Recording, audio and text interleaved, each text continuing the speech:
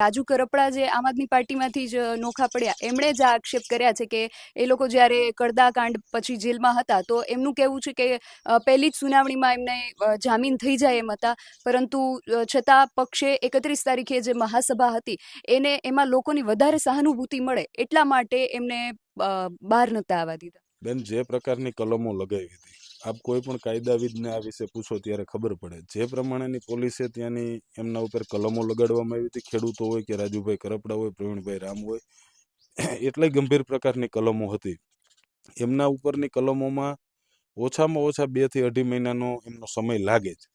એ પ્રકારની કલમો લગાડવામાં આવી. ત્યારબાદ જ્યારે કોર્ટમાં તારીખ પડે ત્યારે આ બધું જે હું આપને વાત કરી રહ્યો છું એ ઓન પેપર ઘટના છે. રાજુભાઈના કહેવાથી કે મારા કહેવાથી સત્ય છુપાઈ જવાનું નથી.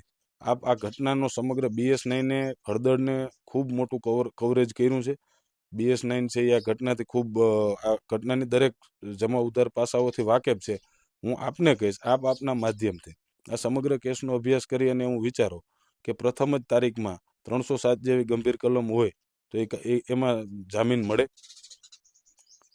હું પોતે કોર્ટે હાજર હતો જ્યારે એને રજૂ કરવામાં આવ્યા. 48 કલાક સુધી ખેડૂતોને અને આમ આદમી પાર્ટીના નેતાઓને પાણી આપવામાં નથી આવ્યું.